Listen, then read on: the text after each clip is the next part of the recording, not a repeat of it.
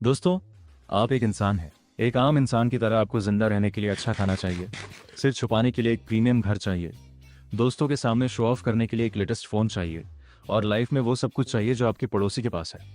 ये human nature है।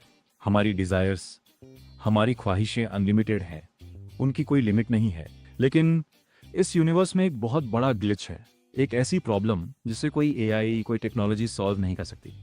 दुनिया में इतना सामान है ही नहीं, सबके लिए बड़े घर नहीं है, सबके लिए लेटेस्ट फोन्स नहीं है और डेफिनेटली सबके लिए अनलिमिटेड पैसा और टाइम नहीं है। हर चीज़ की एक गिनती है, एक लिमिट है।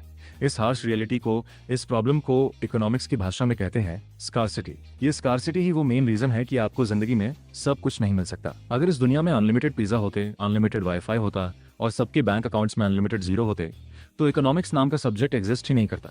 हम सब आराम से सो रहे होते, पर क्योंकि सब लिमिटेड है तो अब हमें एक बहुत मुश्किल काम करना पड़ता है। हमें लेनी पड़ती है चॉइसेस। इकोनॉमिक्स सिर्फ पैसों की स्टडी नहीं है, ये इस बात की स्टडी है कि जब रिसोर्सेज कम होते हैं तो इंसान अपने डिसीजंस कैसे लेता है। मिलिए रवि से। रवि एक 22 साल का स्टूडेंट है। उसके पास आज रात सिर्फ 3 घंटे का टाइम है। उसके पास दो ऑप्शंस है, या तो वो दोस्तों के साथ नया वेब सीरीज देख ले या कल सुबह होने वाले अपने फाइनल एग्जाम के लिए पढ़ ले। अगर उसने सीरीज चुनी तो उसने अपने आने वाले एग्जाम के मार्क्स हमेशा के लिए सैक्रिफाइस कर दिए। इकोनॉमिक्स में आपकी इस कुर्बानी को कहते हैं अपॉर्चुनिटी कॉस्ट। हमें लगता है चीजों की कीमत पैसों में होती है, नहीं। आप जिंदगी में जो भी एक चीज चुनते हैं उसकी असली कीमत वो चीज है जो आपने उसे पाने के लिए छोड़ दी। अगर आप इस वक्त ये वीडियो देख रहे हैं तो आपका अपॉर्चुनिटी कॉस्ट वो कॉमेडी रील्स हैं जो आप इस वक्त स्क्रॉल कर सकते थे। आप हर सेकंड एक कीमत चुका रहे हैं। I hope this video is worth your time. अब जब हम सबके पास लिमिटेड टाइम और लिमिटेड पैसा है तो ये दुनिया चलती कैसे है। यहाँ एंट्री होती है ट्रेड की। ध्यान से देखिए, रवि के पास वीडियो एडिटिंग की कमाल की स्किल है पर उसके पास अपना अगला रेंट देने के लिए पैसे नहीं है। दूसरी तरफ अमित है। अमित एक 28 साल का कॉर्पोरेट एम्प्लॉई है जो साइड में एक यूट्यूब चैनल चलाता है। अमित के पास पैसे हैं पर ऑफिस के बाद वीडियो एडिट करने का टाइम नहीं है। जब ये दोनों आपस में मिलते हैं तो एक जादू होता है। रवि अमित के लिए वीडियो एडिट करता है और अमित रवि को पैसे देता है। दोनों को वो मिल गया जो उन्हें चाहिए था, विन विन सिचुएशन। लेकिन लोग ट्रेड करते क्यों हैं? इसका जवाब एक बहुत डीप कॉन्सेप्ट में छुपा है जिसे कहते हैं कंपैरेटिव एडवांटेज। मान लीजिए अमित वीडियो एडिटिंग में रवि से बहुत ज्यादा अच्छा है, वो रवि से दुगनी स्पीड में वीडियो एडिट कर सकता है। तो क्या अमित को खुद एडिट करना चाहिए? नहीं, क्योंकि अमित का असली काम, उसका प्राइमरी बिजनेस उसे लाखों रुपए कमा कर दे रहा है। अगर वो एडिटिंग में अपना टाइम वेस्ट करेगा तो उसका बिजनेस डूब जाएगा। इसलिए भले ही रवि एडिटिंग में थोड़ा एवरेज हो, अमित अपना काम रवि को आउटसोर्स करेगा। ट्रेड इस बात पर डिपेंड करता है कि कौन सबसे बेस्ट है। ये इस बात पर डिपेंड करता है कि कौन किस काम को सबसे कम अपॉर्चुनिटी कॉस्ट में कर सकता है। आप चाहे जिंदगी में किसी काम में कितने भी बुरे क्यों ना हो, इस दुनिया की इकॉनमी में किसी ना किसी को आपकी जरूरत है क्योंकि वो अपना टाइम बचाना चाहता है। Congratulations, you are economically useful. अब आप इस स्कार्सिटी, ट्रेड, अपॉर्चुनिटी कॉस्ट और कंपैरेटिव एडवांटेज को एक डब्बे में डालिए और उसको जोर से हिला दीजिए। बूम, आपने अभी अभी एक मार्केट इन्वेंट कर लिया है। मार्केट कोई फिजिकल बिल्डिंग नहीं है जहां आप शॉपिंग करने जाते हैं। ये एक इनविजिबल सिस्टम है जहां बायर्स और सेलर्स इंटरैक्ट करते हैं और इस पूरे मार्केट को चलाने वाला सिर्फ एक सिंगल रूल है, इंसेंटिव्स। इंसान सिर्फ इंसेंटिव्स पर रिएक्ट करता है। अगर एक आम सा पिज्जा 10,000 रुपीज का हो तो आप उसे कभी नहीं खरीदेंगे। अगर वही पिज्जा 10 रुपीज का हो जाए तो आप अकेले 5 पिज्जा खा जाएंगे। लो प्राइस बायर्स को अट्रैक्ट करते हैं, हाई प्राइस सेलर्स को लालच देते हैं। आइए इसे इंडिया के सबसे इमोशनल टॉपिक से समझते हैं, प्याज। डिमांड का मतलब है कि 140 करोड़ इंडियंस एक पर्टिकुलर प्राइस पर कितना प्याज खरीदना चाहते हैं। सप्लाई का मतलब है कि देश के सारे किसान मिलकर कितना प्याज बेचना चाहते हैं। जहां पर बायर का बजट और सेलर का प्रॉफिट मैच करता है उसे कहते हैं इक्विलिब्रियम प्राइस। ये वो मैजिकल नंबर है जहां सब खुश हैं। लेकिन एक दिन महाराष्ट्र में अचानक लगातार बारिश होती है। प्याज की आधी फसल मिट्टी में बर्बाद हो जाती है। प्याज की सप्लाई अचानक से क्रैश कर गई। पर अमित को और बाकी पूरे देश को अपनी पाव भाजी में और चिकन में प्याज डालना ही है। उनकी डिमांड वही की वही है। जब मार्केट में किसी चीज की सप्लाई खत्म हो जाए पर लोग उसके लिए डेस्परेट हो तो प्राइस रॉकेट की तरह ऊपर भागता है। 20 रुपीज किलो का प्याज अचानक 100 रुपीज किलो हो जाता है। लोग गुस्सा होते हैं, टीवी पर डिबेट्स होती हैं, पर ये 100 रुपीज का प्राइस टैग असल में एक सिग्नल है। जब प्याज महंगा होता है तो हर गांव का किसान देखता है कि प्याज में बहुत बड़ा प्रॉफिट है। अगले साल हर किसान अपने पूरे खेत में सिर्फ प्याज उगाता है। नतीजा, अगले साल मार्केट में इतना प्याज आ जाता है कि सप्लाई डिमांड से बहुत आगे निकल जाती है और दाम गिरकर वापस 10 रुपीज आ जाते हैं। एडम स्मिथ ने 1776 में इस ऑटोमेटिक सिस्टम को द इनविजिबल हैंड कहा था। इस मार्केट को चलाने के लिए किसी नेता, किसी डिक्टेटर की जरूरत नहीं है। झिंका चिका झिंका चिका। ये सिर्फ मैथ, ह्यूमन डिजायर और डेस्परेशन का एक साइलेंट कॉम्बिनेशन है। जब भी सरकार इस इनविजिबल हैंड को रोकने की कोशिश करती है और जबरदस्ती प्राइस कंट्रोल लगाती है तब मार्केट ब्लैक मार्केट में बदल जाता है। लेकिन सोचिए, अगर अमित को प्याज चाहिए और उसके पास देने के लिए पैसे नहीं है, सिर्फ एक एक्स्ट्रा लैपटॉप है। प्याज वाले को लैपटॉप नहीं चाहिए, उसे अपने बच्चे के लिए दूध चाहिए। ये बार्टर सिस्टम कितना कॉम्प्लिकेटेड था। इस प्रॉब्लम को हमेशा के लिए खत्म करने के लिए इंसानों ने अपना सबसे बड़ा इन्वेंशन किया, मनी। आपको लगता है पैसे की अपनी कोई इंट्रिंसिक वैल्यू होती है? नहीं, पैसा सिर्फ एक मीडियम ऑफ एक्सचेंज है। इतिहास में पैसा पत्थर हुआ करता था, फिर काउज, फिर सोने के सिक्के, फिर पेपर के नोट, और आजकल मोबाइल स्क्रीन पर दिखने वाले डिजिटल नंबर्स। इन सब में सिर्फ एक चीज कॉमन है, ट्रस्ट। अगर कल सुबह देश का सेंट्रल बैंक टीवी पर आकर कह दे कि आज रात 12 बजे से 500 का नोट लीगल टेंडर नहीं है, तो वो नोट सिर्फ एक रद्दी का टुकड़ा बन जाता है। Money is pure belief. ये एक स्टोर ऑफ वैल्यू है ताकि आप आज काम करके अपने पैसे कल के लिए बचा सकें। और इस पैसे के मैट्रिक्स को कंट्रोल करने के लिए हमने बनाए बैंक्स। लोगों को लगता है कि बैंक एक लॉकर रूम है, आप अपने पैसे वहां रखते हैं और वो वहां सेफ रखे रहते हैं। This is the biggest lie. Banks आपका डिपॉजिट लेते हैं और वही पैसा दूसरे लोगों को घर या गाड़ी खरीदने के लिए उधार पर दे देते हैं। इस लोन पर वो हैवी इंटरेस्ट चार्ज करते हैं। असलियत में जब अमित बैंक से 10 लाख रुपीस का कार लोन लेता है तो बैंक का मैनेजर किसी वॉल्ट से 10 लाख रुपए निकालकर नहीं देता। वो बस अपने कंप्यूटर कीबोर्ड पर 10,000,000 टाइप करता है और अमित के अकाउंट में भेज देता है। एक बटन दबते ही नया पैसा हाउस से पैदा हो जाता है।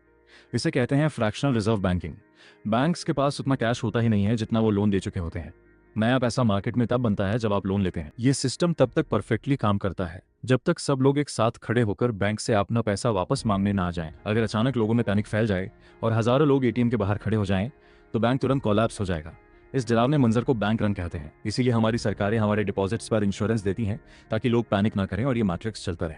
अब इस बड़ी सी इकोनॉमी में कितना कुछ बन रहा है, लोग कितना खर्च कर रहे हैं और हमारा देश दुनिया में कहाँ स्टैंड करता है, इसका पता कैसे लगाएं। इसके लिए इकोनॉमिस्ट ने एक अल्टीमेट स्कोर बोर्ड बनाया है जिसे हम कहते हैं जीडीपी।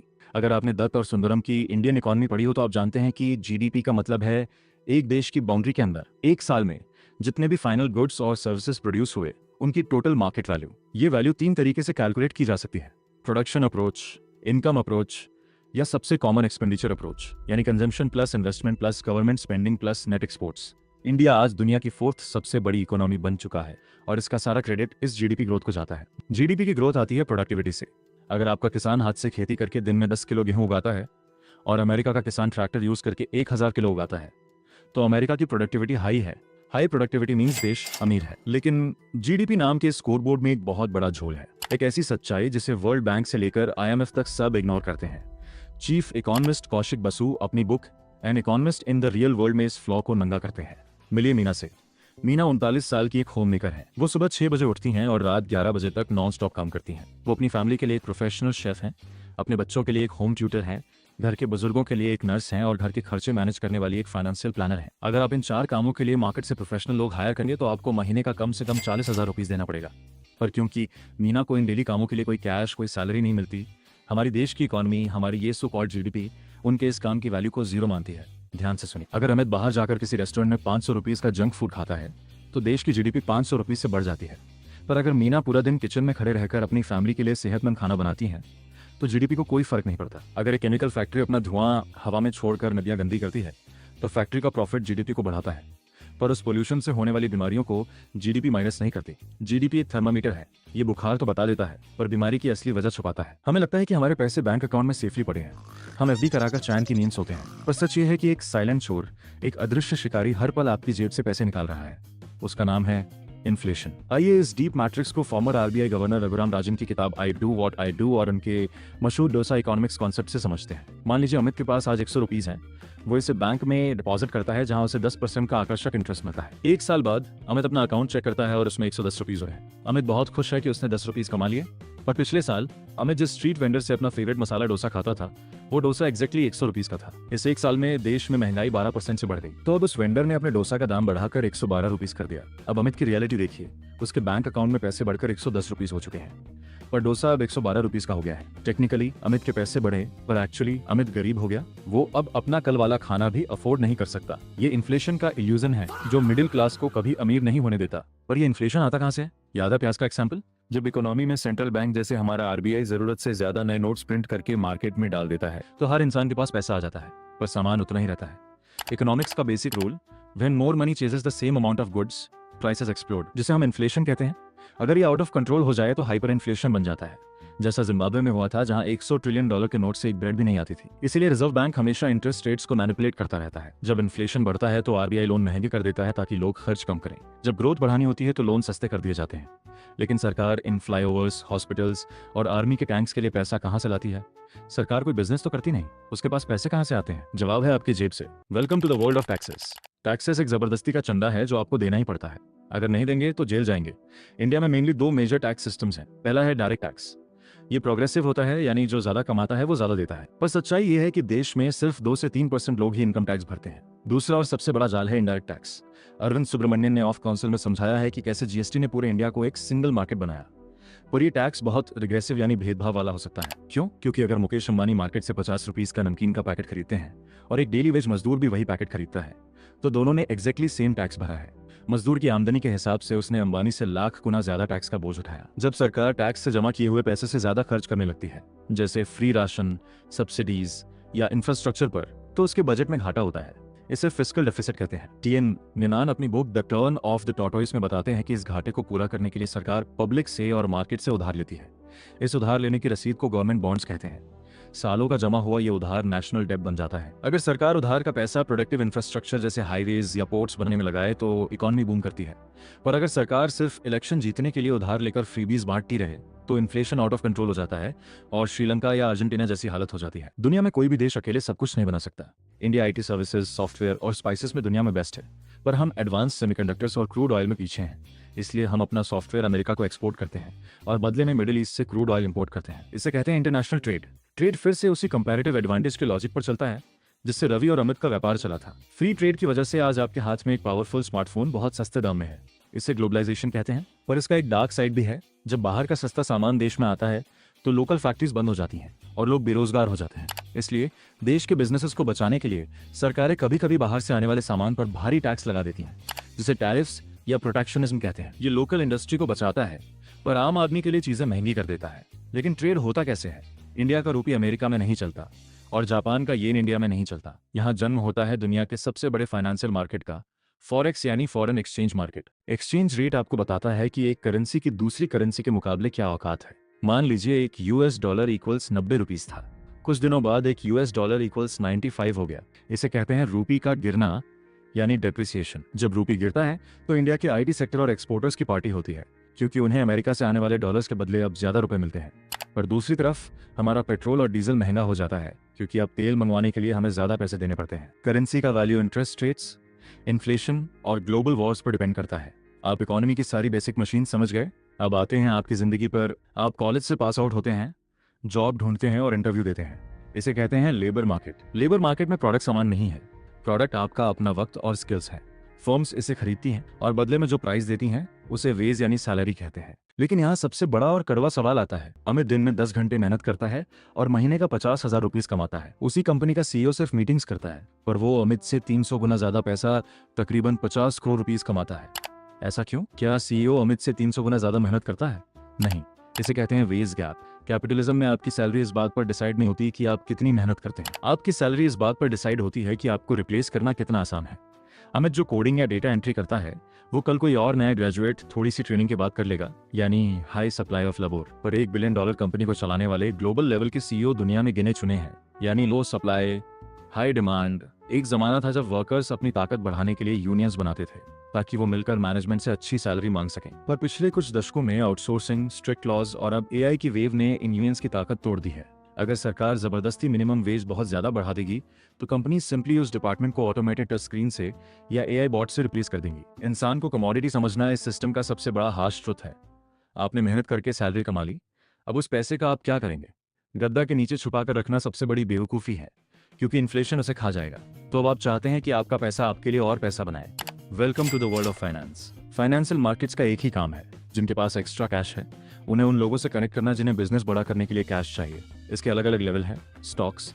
जब आप शेयर मार्केट में किसी कंपनी का स्टॉक खरीदते हैं तो आप एक्चुअली उस कंपनी का एक छोटा सा हिस्सा खरीद रहे हैं। अगर कंपनी प्रॉफिट बनाएगी तो आपका स्टॉक प्राइस ऊपर जाएगा। यहाँ 90% लोग लॉस खाते हैं क्योंकि वो हाई पर टिप्स पर ट्रेडिंग करते हैं।